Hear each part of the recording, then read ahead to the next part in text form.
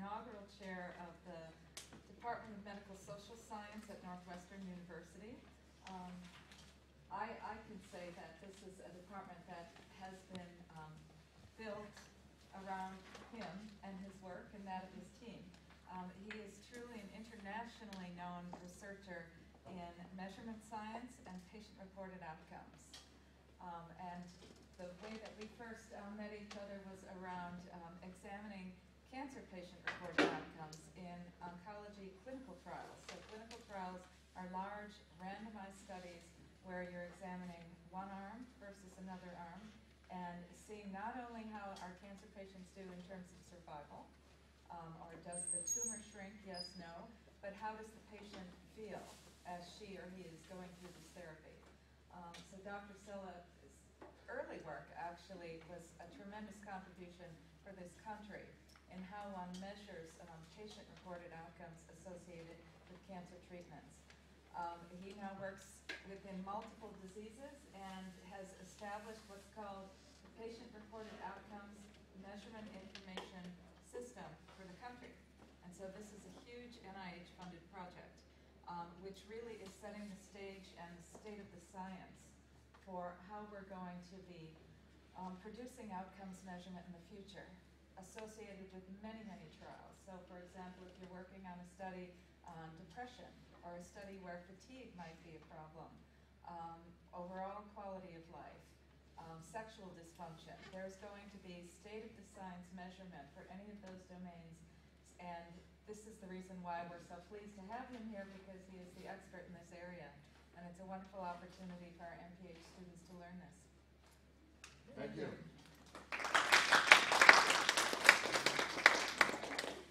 Thank you, Dr. Wenzel. Thank you, Deli, for inviting me. So I don't know how many of you know this, but I'm a Chicago Bear fan. And so I didn't have any problem getting on a plane at 6 o'clock yesterday to come here, which is 6 o'clock Chicago time, 4 o'clock here. It's the middle of the Super Bowl. I heard on the plane that the Green Bay Packers won the Super Bowl. You know, she's a fan. You know that she's from Wisconsin? So I got you some cheese. We feel for you. Yeah. Cheese is for you. Oh, thank you. Yeah. Such a gift. Such a gift. I'm ready to share. After the talk, we'll share my cheese. You're supposed to put it on your head. Yeah. See, Dr. Hubble knows that I won yesterday. He congratulated me. Green Bay Packers win the Super Bowl. All right. Bears don't even get to the Super Bowl. Okay, so I'm going to talk with you about PROMIS. Before you saw this announcement, is there anyone here that heard about PROMIS before you heard about this talk? Yeah, a few. So I am going to kind of assume that you haven't heard of it. I can tell you the story of PROMIS from the beginning, but also try to move through a lot. I'll monitor the time and make sure that we leave some time. Later, I might, if I run out of time, I might zip ahead because you mentioned an interest in diversity, and that's sort of the last part of the slides. So, what is it now? About 8 years ago, the NIH put out a request for applications, or an RFA, to put together a cooperative group. That's a collection of funded institutions to build what they call dynamic assessment of patient-reported chronic disease outcomes. That was their focus. What does all that mean? Dynamic assessment means a way to assess how patients are doing that isn't requiring them to answer every single question on a validated questionnaire that's long and tedious to get to an answer, because that's the way the questionnaire was validated. But instead, to take advantage of modern measurement that I'll go into in a moment, that enables you to be more efficient and ask a much smaller set of questions and still get an answer that's very precise about how someone's pain is, or their fatigue is, or their depression level, or their anxiety level is. So the NIH recognized that there had, in the 80s and 90s, been a growing amount of research using these item response theory models that are measurement models to that they could be applied to measuring health. They've been used for decades in education and also in psychology, but they really had not been applied in any systematic way to health, but there was no reason they couldn't be. So they put this RFA out. And since I was one of the people that was beginning to do this in health and was writing about it and saying, hey, we really should be doing this in health, I applied. And we actually were awarded the Central Statistical Coordinating Center for the first round of PROMIS. And so this all began in 2004. This was the release of the RFA was in late 2003, but the grants were awarded in late 2004. They said in this RFA that clinical outcomes research would be enhanced greatly by the availability of a psychometrically validated dynamic system to measure patient-reported outcomes, or PROs, efficiently in study participants with a wide range of chronic diseases and demographic characteristics. They wanted to be able to measure pain in arthritis patients the same way you measure pain in cancer patients, and the same way you measure pain in post-MI patients, etc. And currently there really wasn't a way to do that across a number of domains. You could do it with a 0 to 10 pain scale, which is in common use, but you couldn't really do it in fatigue because people use different questionnaires, and you couldn't really do it in depression, etc. So there were a lot of challenges to getting this to really work that we faced in the early years of PROMIS. There are lots of measures out there of the same thing. There are literally hundreds of them. Actually, there are thousands of them if you go across all the domains that we've tackled in PROMIS. They vary widely in their quality. Some are quite good, and some are really not very good at all. But the end users aren't always very good at differentiating the good from the bad, and they just use what the psychologist down the hall says they should use, and they don't really ask many questions. And so they end up filling the literature with a lot of confusion. It's very difficult, if not impossible, to compare across diseases. Now, the NIH, again, who started all this, wanted to be able to see if they were getting a good bang for their buck in Heart, Lung, and Blood Institute versus Cancer Institute versus Arthritis and Musculoskeletal Institute versus Neurology Institute, etc. So they wanted to be able to have a common metric across those diseases so they could compare better. It also helps for meta-analysis to be able to include patient-reported outcomes when you're doing a meta-analysis of a given therapy in healthcare. So you want to go look across studies, across different conditions, and also to be able to deal with the fact that most existing measures were quite complex and quite long. So this was a tall order that we were asked to fill. Now NIH, you notice a little R up there. The NIH has actually registered the trademark for PROMIS, which is kind of interesting. So it is a registered trademark of our government, and it stands for Patient-Reported Outcomes Measurement Information System. And just to give you the basics, when somebody says, what is PROMIS? Well, it's actually three things. It's a set of measures, or questionnaires, or some people call them scales, and I'll show you some of that. It's a science of different methodologies that are applied toward the goal of standardizing and streamlining, or making efficient, asking people how they're doing. So it's really an organized way of saying, how are you? You know, the doctor's first question when they come into the exam room. And it's software. I'll show you also later that we have freely available web-based software for using PROMIS. So it's all these things. There are measures, there's a science with a methodology that we put out, and there's the software available. So PROMIS 1, as we call it, really went from 2004 to 2009. It started very late 2004. And that was a fairly small group. In that period, and during that period, there were 7 funded groups. I say we were the coordinating center, and there were 6 independent research sites that we coordinated. We created a lot of measures. We built this assessment center, this web-based program software that I told you about, and did the first pass of validity studies of the PROMIS measures in clinical populations. Now, PROMIS 2 then goes from 2010, if you will, to 2013. So it's a shorter period. There's a 5-year PROMIS 1 and a 4-year PROMIS 2. I'm assuming NIH only funded one center out of that RFA. No, they one coordinating center. One yeah, coordinating, right. and then and 6 sites. Yeah. that also submitted independent proposals. Yes. Yeah. So there were 6 sites apart from the coordinating center in PROMIS 1. There are 12 sites now in PROMIS 2. And actually 3 centers. We're at Northwestern, there are 2 of the centers. There's a stat center and a technology center at Northwestern. So there are 3 sort of centers of excellence and 12 research sites. And in PROMIS 2 now, we're working on new measures and additional validity testing in larger samples of patients. Sorry about this annoying animation. It's got a life of its own. So that brings us to today. So it's being used now. PROMIS, you'll see it in grant applications, and they're actually getting funded. The first couple of years with grants going in, reviewers were like, what's this? We don't know it. Now I think it has a pretty good reputation. People understand it for what it is and seem to support the idea of going ahead with this common standard metric approach. It's also being used by the Diagnostic Statistical Manual reorganization to DSM-5. This is used in psychiatry. Do any of you know DSM? All right, so it's about half of the group. It's the way that psychiatrists and psychologists diagnose people with mental disorders. The DSM-5 field trials are now using PROMIS to measure general functioning of people that are being diagnosed with Axis 1 and Axis 2 disorders.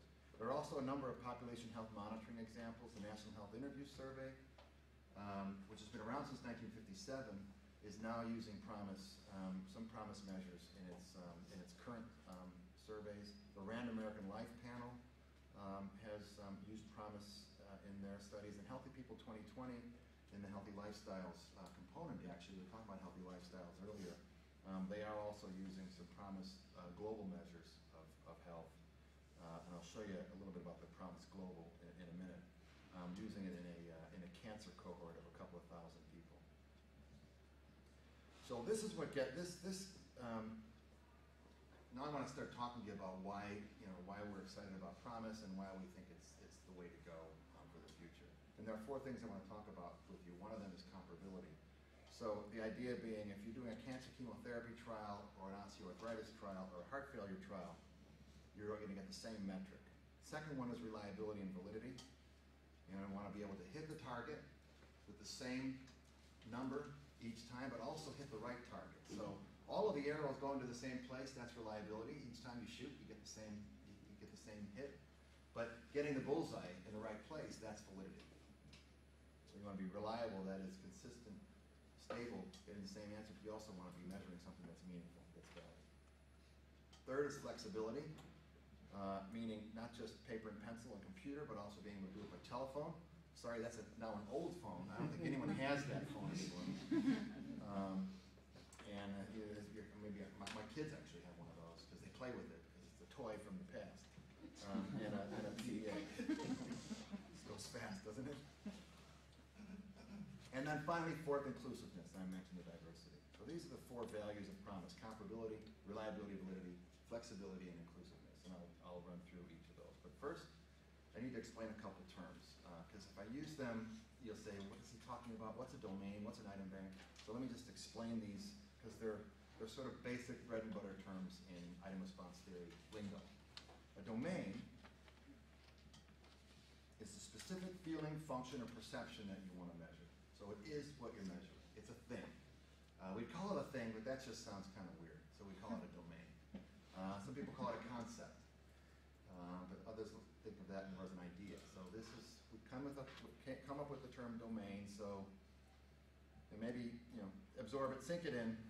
It's basically what you're measuring. So it could be pain, fatigue, depression, anxiety, physical function, etc. I'll show you the list. So these are some examples: physical function, erectile function, satisfaction with social participation, or even general health perceptions. Each of these can be a domain that you're measuring with PROMIS. They cut across different diseases. The key point with PROMIS is that we're not disease specific, we're domain specific. So you can call it a domain specific approach to measuring patient-reported outcomes or self-reported health. It's not all about patients, by the way. There's examples. I showed you some of the population health monitoring. Those are not patient cohorts. So you can use PROMIS tools because they're generic.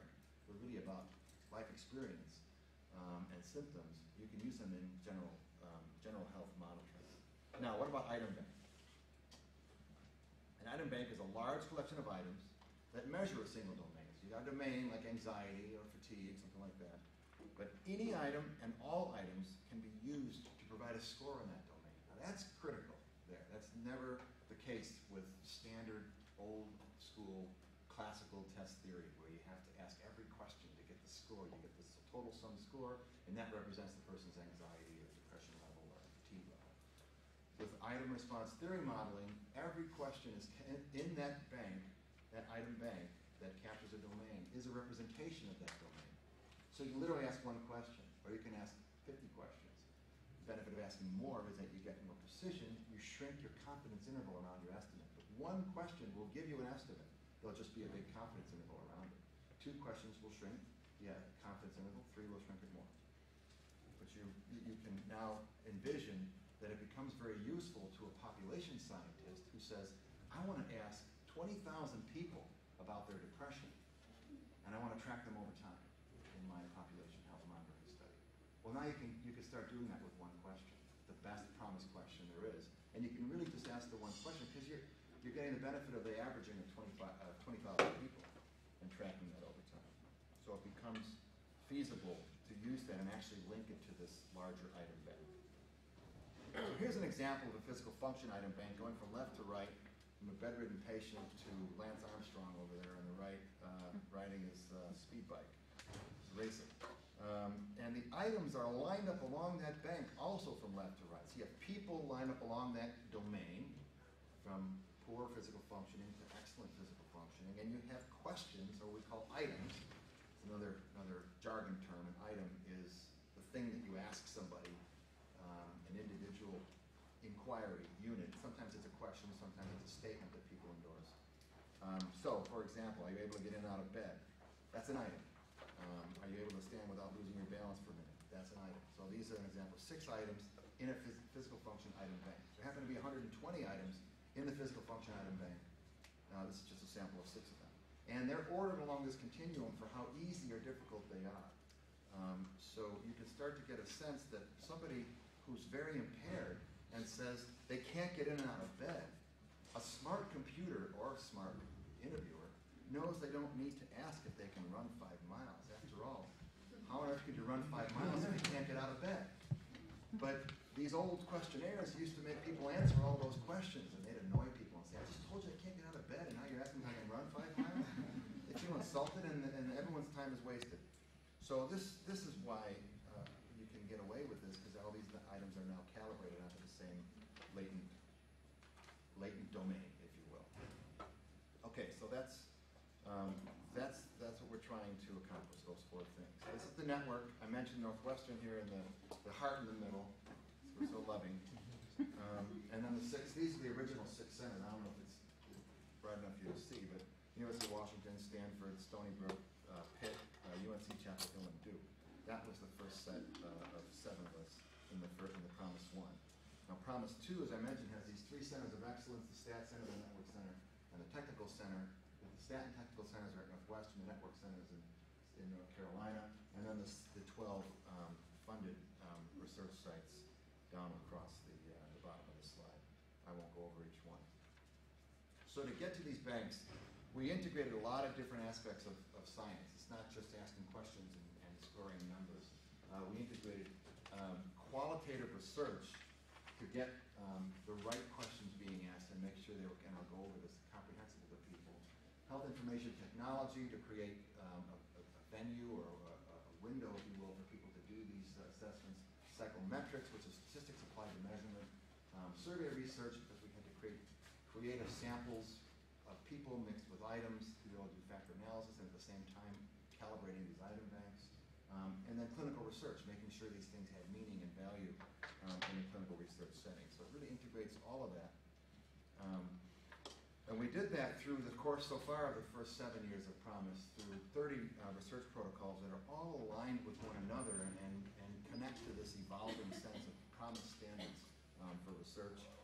There have been nearly 40,000 people that have contributed data so far, more than 1,500 in qualitative research and 35,000 in quantitative research. That includes almost 10,000 kids, about 2,000 parents as proxies for their children, and then more than 25,000 adults who are answering on their own behalf.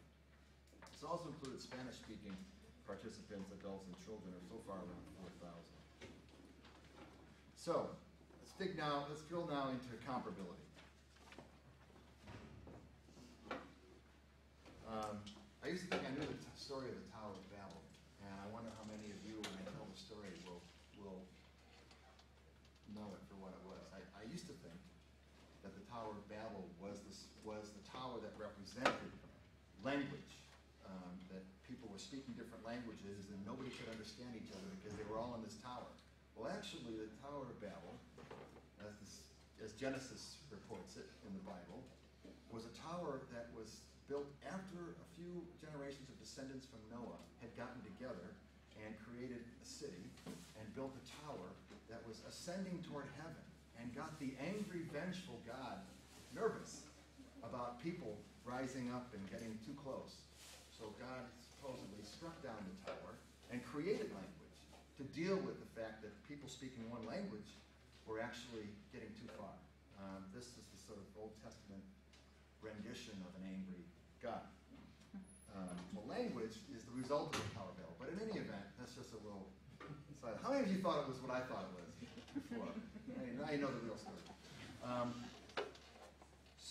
So we have the same problem in measurement. We have the sort of post-Babel measurement problem because we have all these different questionnaires, and people call them scales, questionnaires, tools, instruments, and there are 100 ways to measure depression, and the scores are all different, and we're all speaking different languages with one another, even when we're all dealing in the English language, and then not to mention other countries doing things. So we have a huge problem of too much language being a distraction from actually accomplishing something in measurement.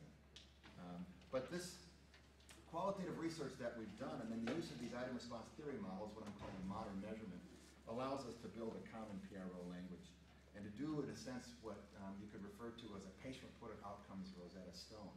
That is to take these different questionnaires, calibrate them together with PROMIS banks, and then enable somebody to get a PROMIS depression score, for example, even if you use the CESD depression scale, or the Beck depression scale, or the Hamilton depression scale, because they're all calibrated to this common PROMIS metric. And that's a project that we're doing parallel to PROMIS with a separate grant. So in the beginning, in those early years, we built a health outcome framework of common patient-reported outcome domains. Remember what domains are? And we defined those domains. So we didn't just say anxiety and depression and pain and fatigue. We actually went through the trouble of saying what we think that those are and therefore how they should be measured. And we informed that our own consensus with the literature, with analysis of existing data that we all had and got from other sources, and with qualitative research with people that are anxious or fatigued or in pain. So we did this literature review, did 79 focus groups across the network with people from different disease populations and also with people in the general population.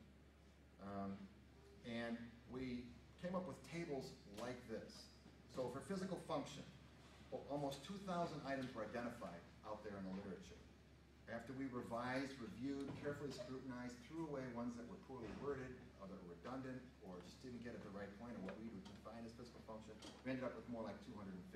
Did that also with fatigue and depression, anger and anxiety. As you can see, there were thousands of items out there, but we still had over 1,000 items at the end of the day across the domains of PROMIS, even after we reviewed and revised them to work with. So that became, that column of the lower row became the beginning of the sort of soup, if you will, for building the item banks.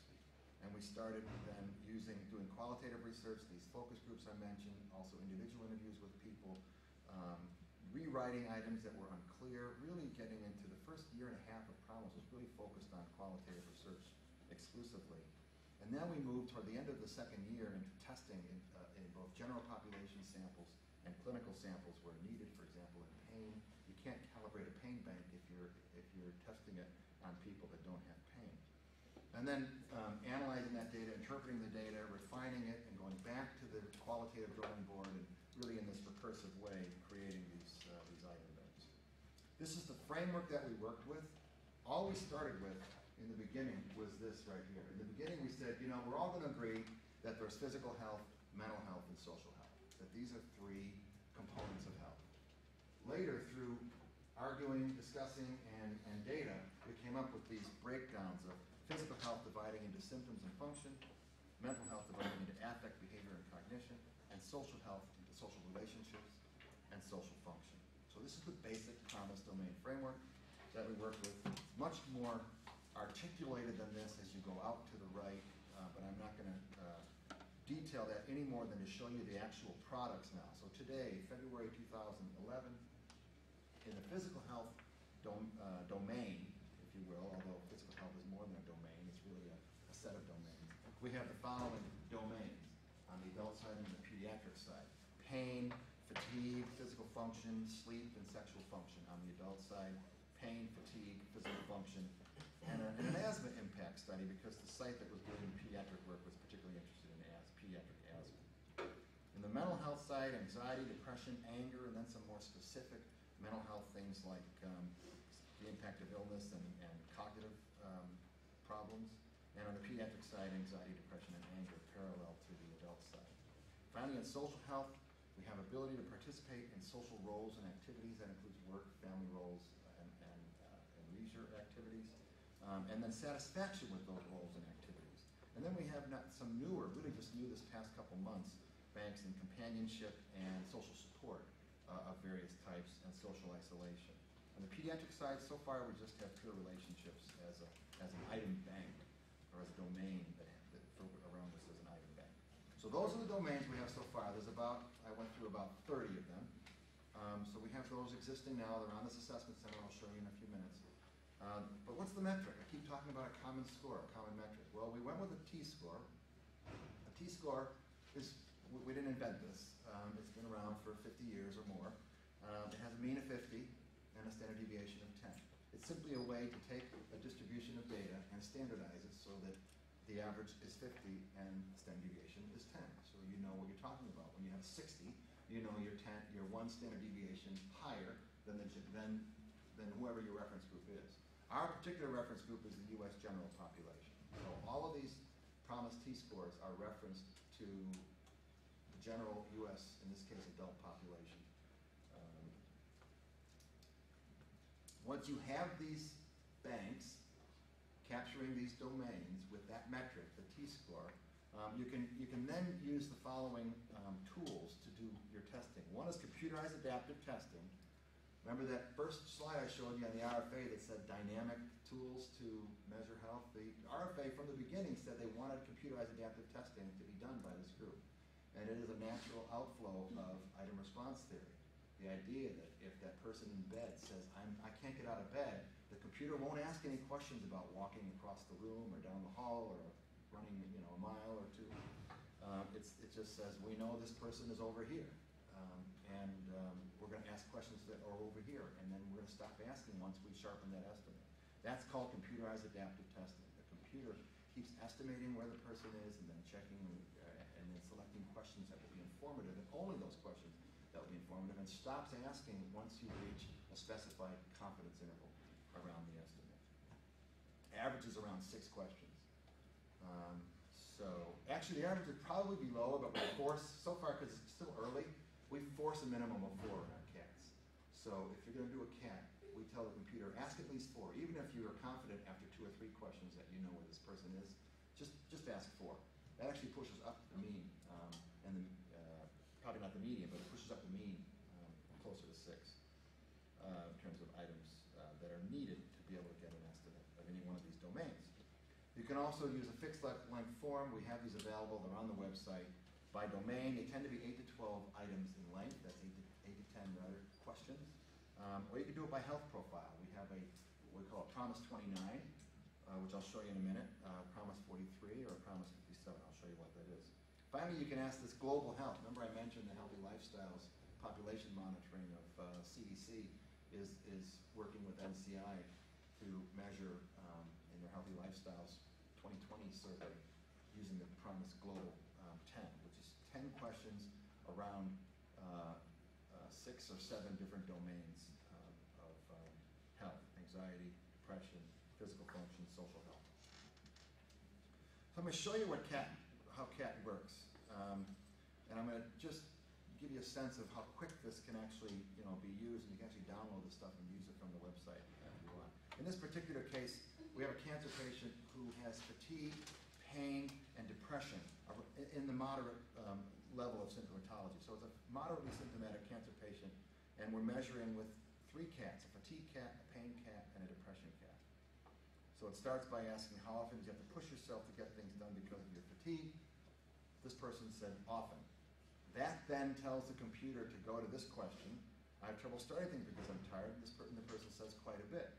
Again, the estimate gets revised, the confidence interval shrunk, and drives this question. I feel fatigued quite a bit. How much were you bothered by your fatigue on average? Quite a bit. At this point, the computer's done with fatigue, has the estimate, and moves on to pain. And asks how much did pain interfere with your day-to-day activities? Somewhat. How much did pain interfere with your ability to participate in social activities? A little bit. This is actually what the screen looks like. These are screenshots. Again, you can go online and do this yourself.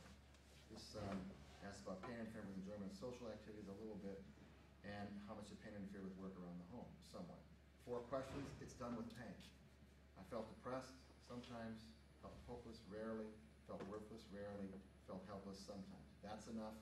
After 12 questions, 4 per domain. Remember I said we forced the computer to ask 4, so we did ask 4, and it said after 4, we're done.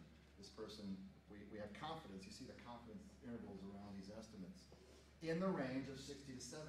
Remember, the mean is 50. The standard deviation is. So this person has moderate symptoms, and it's exactly where you would expect this person to score, in the range of 1 to 1.5 standard deviations worse, more fatigue, more pain, and more depressed than the U.S. general population. This is a cancer patient with these problems. So this person is more symptomatic than the average person in the general population. So let's say you provide a treatment. You give them some medication, you teach them about energy conservation for their fatigue, and you treat the cancer, hopefully that helps the pain. They then get the same cats, different questions. How often do you have to push yourself to get things done because of your fatigue? Remember last time the person got this question. It's always the same first question, by the way. This person says sometimes now instead of often. I'm not going to drag you through the whole assessment. But this, because the person's response is sometimes instead of often, triggers a whole different set of questions based upon the person's responses. And in another 12 or so questions, you get you see that this person actually improved in terms of their fatigue, pain, and depression. So the whole thing each time takes about 2 minutes for the patient. To do 12 questions takes about 6 minutes per question, so that's about 2 minutes. It's very efficient. I mentioned the profiles. I said I'd show you. This is the PROMIS profile. So we take 2 mental domains, anxiety, depression, 4 physical domains, fatigue, pain interference, sleep disturbance, and physical function, and 1 social domain, social role satisfaction. And we have 4 item short forms, 6 item short forms, and 8 item short forms for each. So if you take all the 4 item short forms and put them together, that's 28 questions. We add a 0 to 10 pain scale because doctors like that and providers like that. We call it the PROMIS 29. So it's 28 questions, 4 times 7, plus the 0 to 10 pain intensity scale. It's a PROMIS 29. It gives you a profile of scores.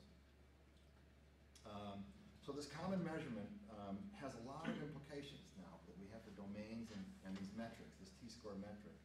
It means a lot, we think, for clinical research and for policy. You can compare conditions on individual PROMIS domains. So for example, chemo trial, diabetes trial, osteoarthritis trial, heart failure trial, even with 2 different classes of patients. You can pick different item subsets. You can do a cat with one or more of them. And in every case, you're getting the same fatigue metric and the same meaning of the score across these different groups. So sort of mission accomplished there in terms of the NIH request. You can also start to compare fatigue scores, for example, of people that have different, a lifetime history of different medical conditions. This is actually the T-score 45 of people in the general population who have no history of any of these conditions. So if you have never been told you have any of these things, your average fatigue score is actually 45, not 50. Because remember, 50 is the general population. That includes people with illnesses. So this is kind of a healthy score, if you will. That makes sense. It's half a standard deviation less fatigue than the general population. So that's the starting point. But then when you look at these different conditions, you can actually get scores and see how far off that starting point people are, whether they have depression, anxiety, migraine, COPD, etc. So you start to get that comparison that NIH was asking for at the beginning. Same thing with depression. The average for people with no condition is around 47 or 48. And then this gives you, of course, major depression is going to have the worst depression relative to people in the general population with none of these conditions. Same thing with pain. Here at the top of the list are arthritis and migraine. Makes sense. These are conditions we tend to think of as pain-related conditions. So you're getting that comparability. You can also get profiles across these conditions or even within a person. So, for example, an anxiety disorder profile looks like this. These are people that say they, at some point in their lives, have been diagnosed with anxiety disorder. And they end up, if you plot them as differences from the average T-score of the whole sample, you see that anxiety and fatigue and a little bit depression are worse in people that have a lifetime history of anxiety disorder, and slightly worse down below the line to the left is bad on physical and social function, but not that much different. Arthritis, on the other hand, is very much worse in things like pain behavior and pain interference, but also fatigue, and in physical functioning, also worse. So this would be the quote arthritis profile, if you will. And then this is the COPD profile, like emphysema, pain and fatigue, and physical function also worse. So you get a sense of different conditions having different profiles. So, now reliability and validity. It's nice to have the comparability, but are we doing it with reliable, valid tools? That's important to show. This is kind of a busy slide. And it's supposed to be animated, but it's not, so I apologize for that. So bear with me. Don't look at any of that yet. I'm going to animate for you.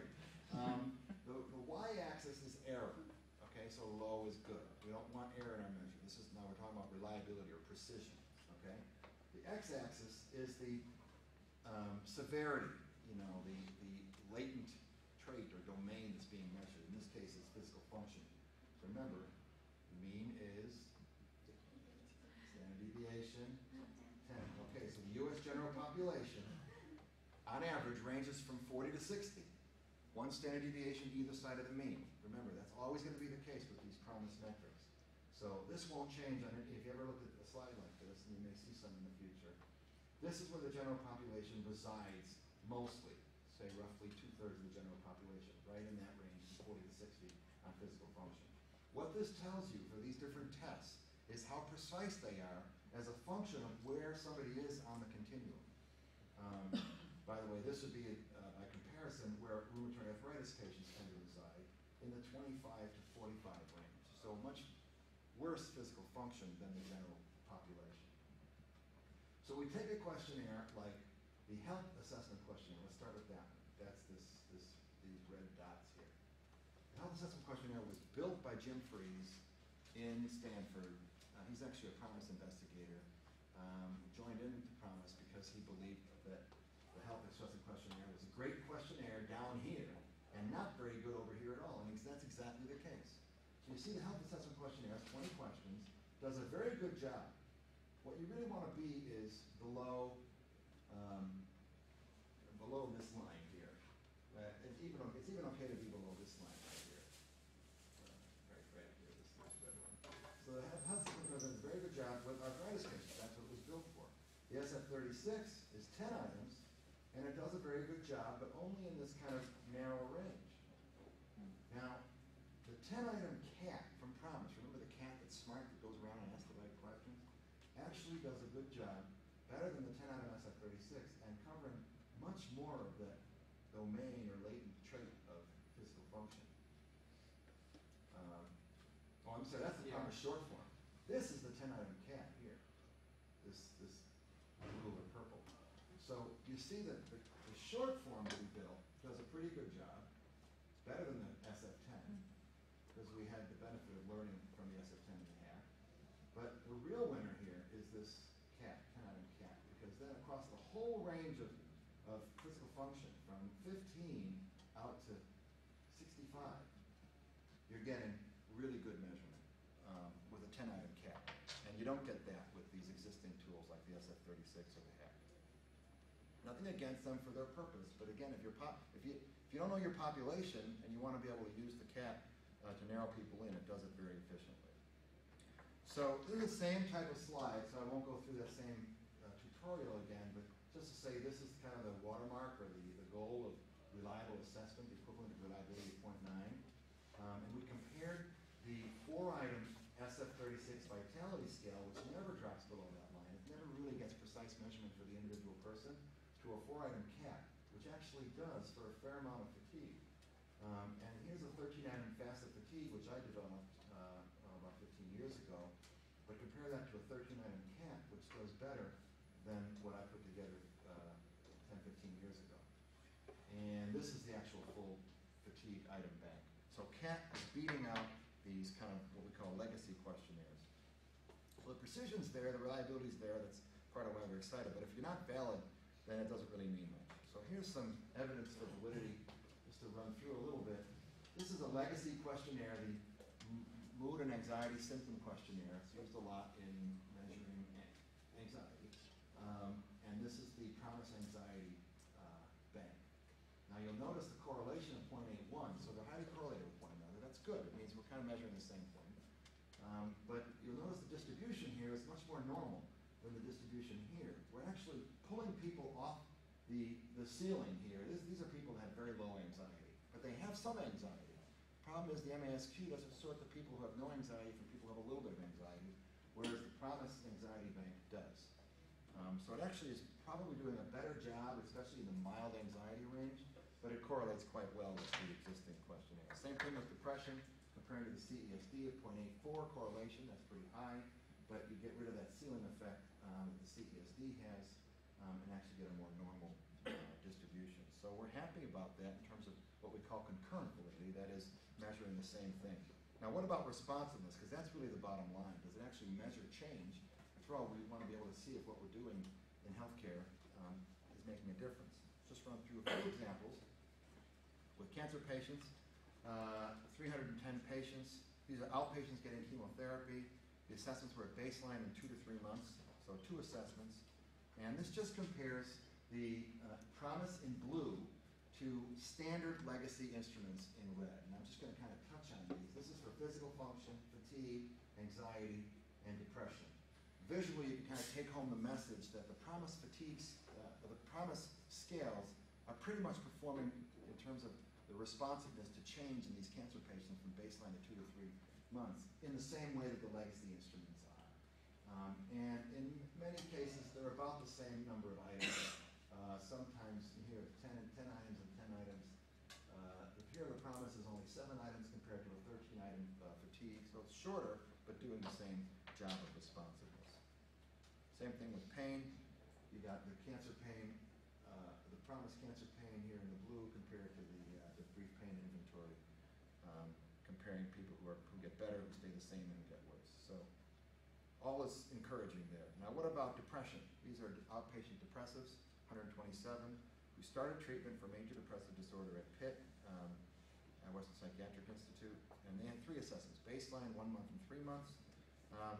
And here comparing, again, PROMIS is always going to be in blue, comparing the anger CAT, which had a median of 5 or 5.5 items,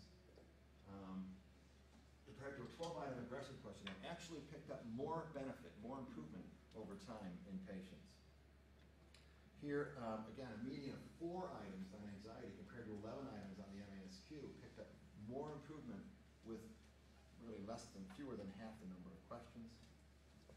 Here, about the same, actually a little bit less improvement, but I'm not sure that's significant. But again, here, median 4 questions for PROMIS depression as opposed to 20 questions on the CESD.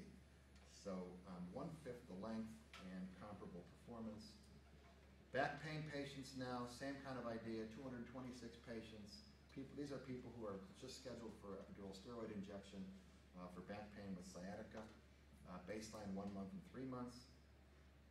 And you see the PROMIS pain interference with the median number of items 4 comparing to the 7-item brief pain inventory, pretty much exactly the same responsiveness over time, showing improvement. Here, a 4-item pain behavior PROMIS scale outperformed the 24-item Roland Morris in picking up change over time. So we're pretty comfortable, pretty happy with that. I mentioned flexibility. All of these banks, now I'm going to move through this and get to the inclusiveness stuff in just a moment, lose some time. But there's a couple key points here on flexibility. PROMIS was built on a computer backbone, computer assessment backbone, web-based computer assessment. So you can't assume that if you put these things down on a piece of paper and have them fill them out, you're going to be able to use the computer generated data as validation of a paper and pencil form. It may be different. People might respond differently to a paper and pencil survey than they do online or they do on a computer. Even more so, they might respond differently on the phone if they're listening to the questions and responding with a telephone. So we felt the need to demonstrate, if we could, that the computer-based data that I've shown you, all of that was computer-generated, collected, actually is comparable or comparably valid if you administer these by paper and pencil, by telephone, or by PDA type device. So we have Assessment Center, which is the computer-based way of doing this. It's a 508 compliant web-based research management tool, has a downloadable user manual, you can do study-specific URLs, online consent and registration. It's pretty cool. You can do all this stuff online now. It's free. And you don't need to only use PROMIS instruments. You can actually put your own instrument there. So you could go in, register, and set up a study, and study your friends and family. Just don't tell the IRB unless you want to get in trouble. But you can do this. Actually, there is a consenting process available online, as I mentioned. So what's available on Assessment Center? Any of the item banks I showed you, those 30 item banks, you can use CAT for. All the short forms I talked about and the profiles are all available on Assessment Center. The CAT report gives you information. You can go online and take this and get this report generated for yourself. You can even look at a plot. You'll get a plot for your scores with the confidence intervals around your scores.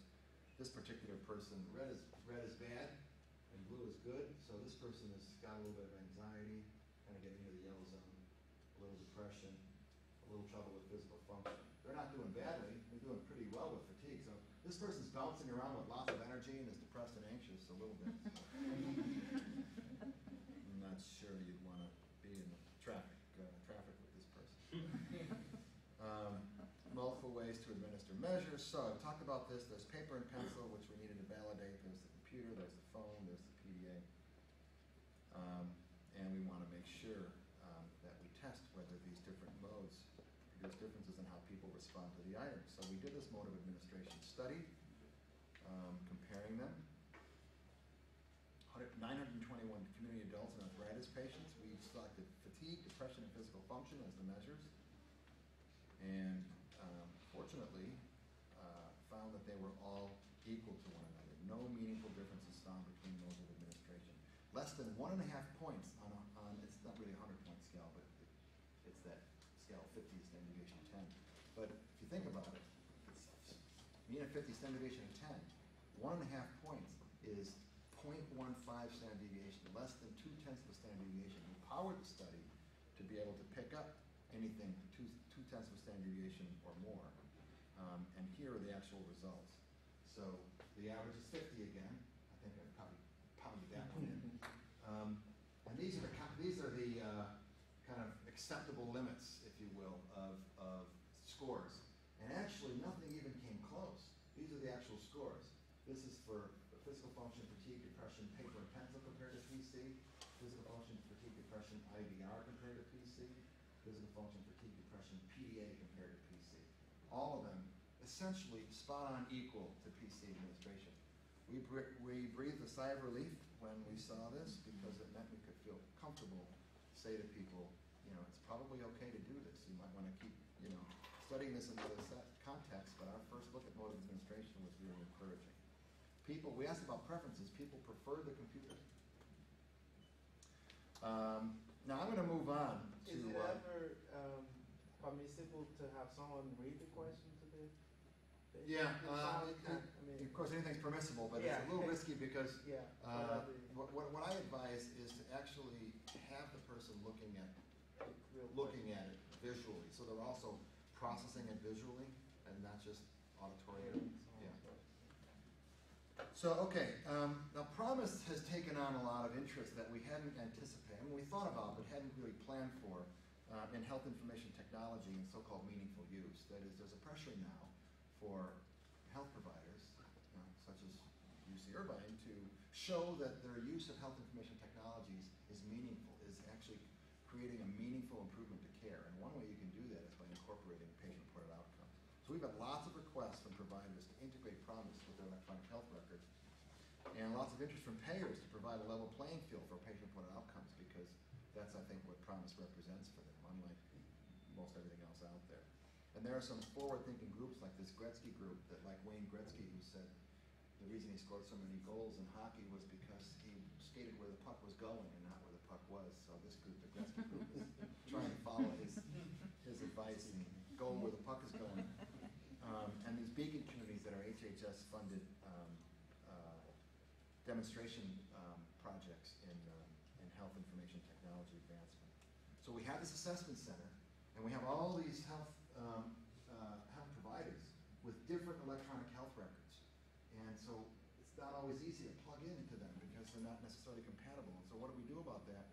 We've actually coded the PROMIS items and scores and language into SNOMED and LOINC codes so that they can then be connected to the electronic health records. So it's also REDCap. I don't know if you know what REDCap is, but that's the CTSA based language and information for clinical research. And so PROMIS is also integrated into REDCap as well. So finally, inclusiveness. I wanted to get to a little bit of this.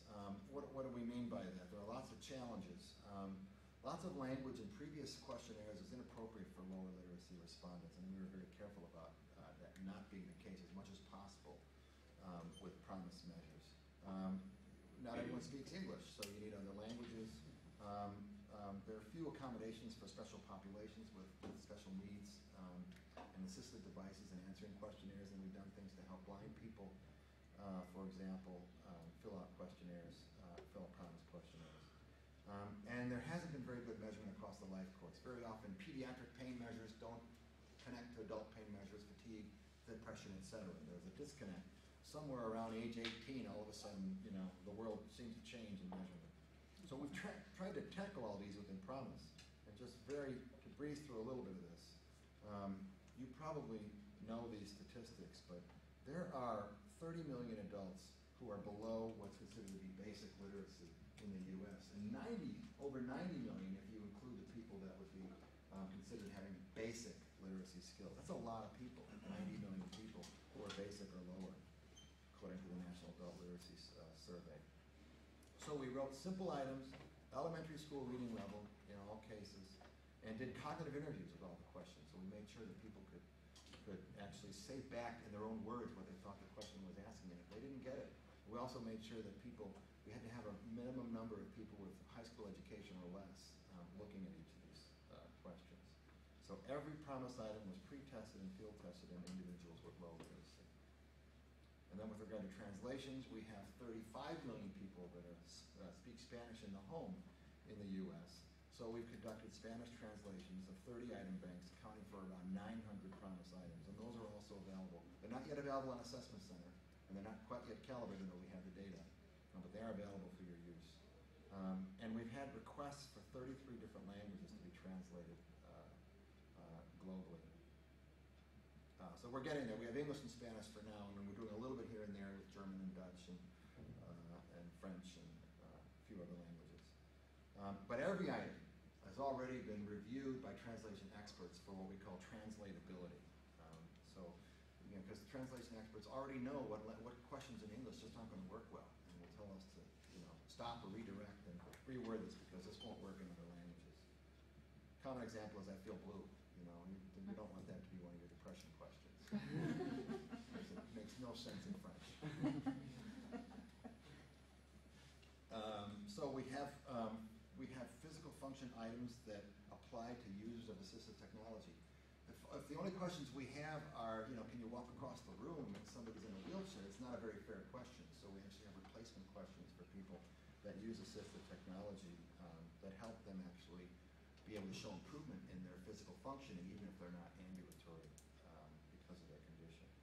And then the life course issues, covering across development from early childhood to aging and across ranges of dependency and autonomy as we try to create this sort of womb to tomb, if you will, although it's probably more fair to say we're right now around 8 to 80 and we're trying to work our way down. But that's the basics. I think we're just pretty, I'm going to skip over these because I think I've covered enough. If you have questions about PEDS, let me know. That's just a reminder of the 4 things I tried to cover. I think I probably went too long, but thank you for your attention.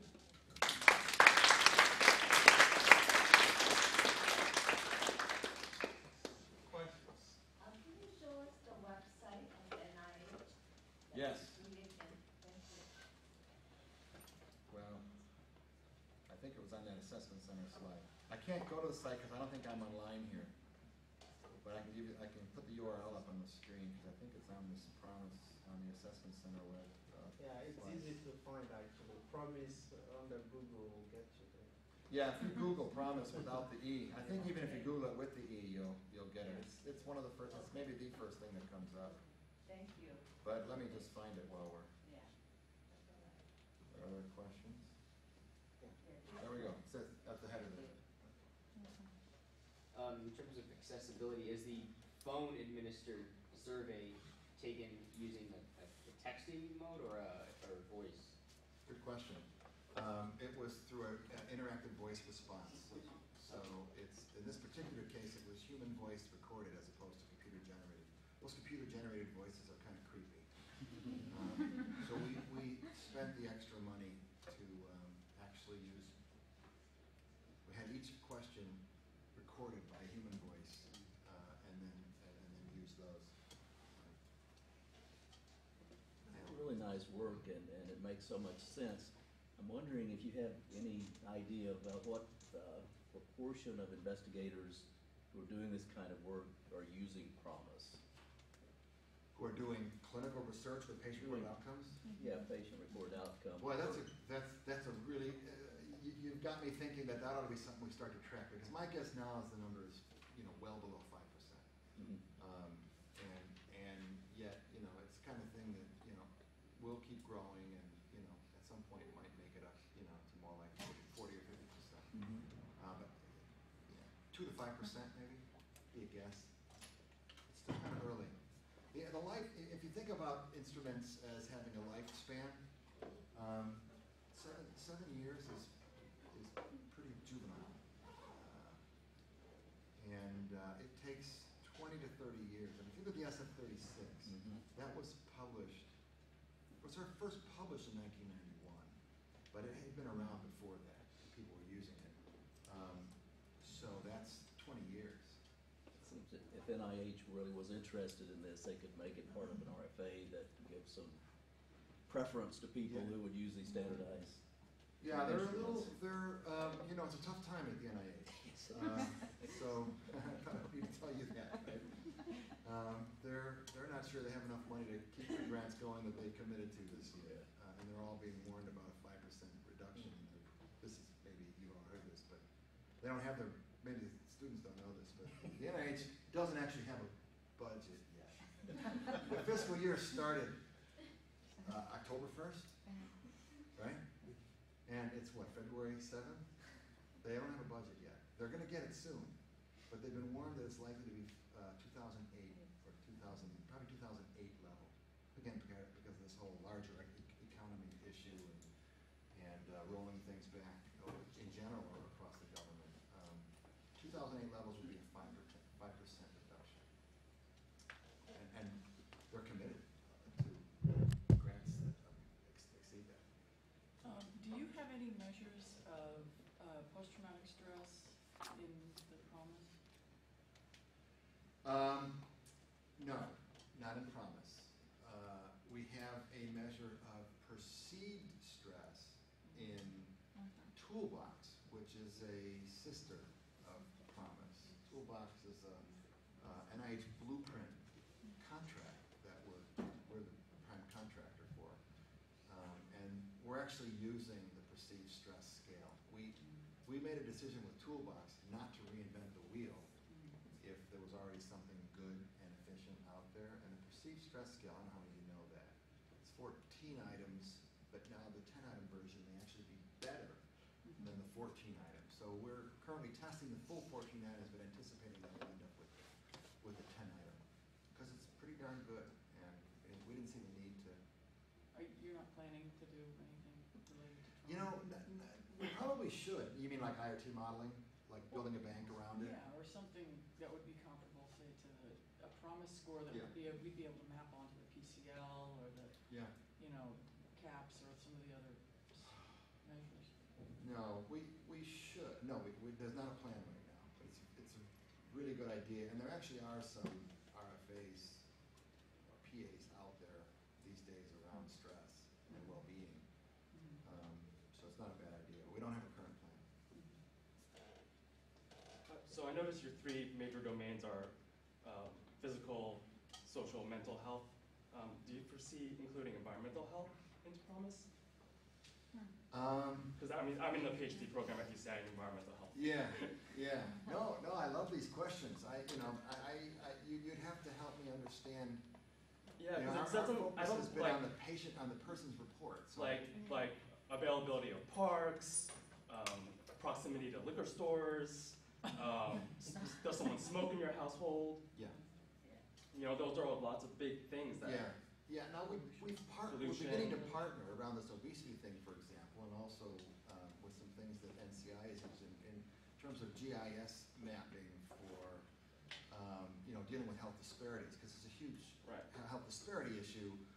That if you're living in an area where there aren't parks nearby and there's not a decent grocery store High and all crime that. rates, environmental justice. Yeah. It's like how can you be healthy when your environment doesn't enable it? So we're partnering with sort of the GIS approach, but we haven't. Do you normally use? Self-report. Because it sounds like some of that's really knowing where somebody is and then It's GISing the environment. Right. Yeah. So to the extent that there would be a person's perception of feeling safe or feeling they have access, we could certainly do that. We might put that under social. Right. It didn't Call it seem to kind social of environment. fit in any of the. Yeah. So I was glad to see the translation to 35 or so different languages, and you said globally. It reminded me, there's been a lot of papers on the World Health Organization, QOL, which is 100 or 25 or so. And that's almost 2 decades now that's been going on. How does this compare? I know this is based on the US population. It's a good question. We have done some, actually we've been criticized for not using the ICF, the International Classification of Function, which is, we used the old World Health Organization, physical, mental, social, because it was parsimonious and elegant in its simplicity for us. It gave us a lot of room for the data to speak as opposed to the ICF, which is really a framework for more than self-report. It's really a framework for health and function. I don't know if you know ICF, but it's a parallel and somewhat overlapping system for organizing impairment and disability. And so we've done mapping to that, and there are areas where PROMIS domains and banks map to the ICF. We need to do more in that area. We've met with the WHO. They've come to a couple of PROMIS meetings, and we've gone to 1 or 2 WHO meetings. So there's interest in bringing these together to the extent, they have different purposes to some degree. Ours is really focused on self-report, and theirs is more focused on disability assessment. But some of the disability assessment is self-report in the ICF, so it's a work in progress. One other question about issues of diversity. You said the PROMIS score has a mean of 50, a standard deviation of 10. I got it. The American population is extraordinarily diverse. Everything from, Mexican American, European American, African American, I don't need to go on. does that mean, and standard deviation apply to all of those subpopulations? No. And if so, do you have No. norms Yeah. for the subpopulations derived from that? No, we just have the one set right now. Partly because to put too many out at once, I think would be confusing, and I don't mean to be patronizing, but people do get confused easily if it's not their area. And also partly because we don't really have it so much by group of people as we do right now by condition. So for example, I know that every time I've looked at specific illness, groups, cancer patients or arthritis patients, standard deviations are lower, the smaller. And that makes sense because the observed standard deviation, so the score is set to a broad spectrum of people, very diverse, really heterogeneous, general population. But then when you go and you measure it in a specific group of patients, their standard deviations end up being more like 8 because they're more homogeneous around these things that we're measuring. And I suspect we might see the same thing with Mexican American, and we can look at that because we just did the testing, but we haven't yet. I think it'll be smaller. With the one more, and then with the pediatric. My flight's at 5, so you want to go somewhere. I just noticed that you had fewer items under the pediatric as opposed to adult. One that caught my attention is pain behavior, which you didn't have with the pediatric, and I don't know if that's a population size or it just doesn't apply. It would seem to No, me it that applies. would help. It applies. Two explanations quickly. One of them is that all of the pediatrics work that I showed you was done by one site, UNC, as an independent project. The way the first PROMIS was structured was that there was a network, which was all of us as a coordinating center, and 2/3 of each site. But each site also had 1/3 to do a network study. So all of the UNC, all of the pediatric activity was done at University of North Carolina. So in fairness to them, that they have any banks at all is pretty amazing. It's really one site is, you could say 20 million compared to 3 million in terms of what went into it. So that's one thing. So some things you don't see as much of in peds.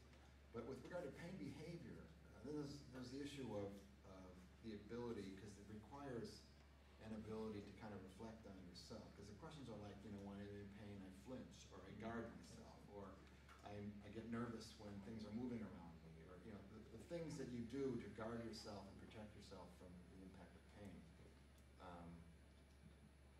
the insight question, I think, is a little more there with kids, and we would tend to go to parents for that. So I mentioned, the parents play a big role in assessing kids, and I think pain behavior is important with kids, but we'd probably be more likely to go to parents for that. Well, we don't have an orange for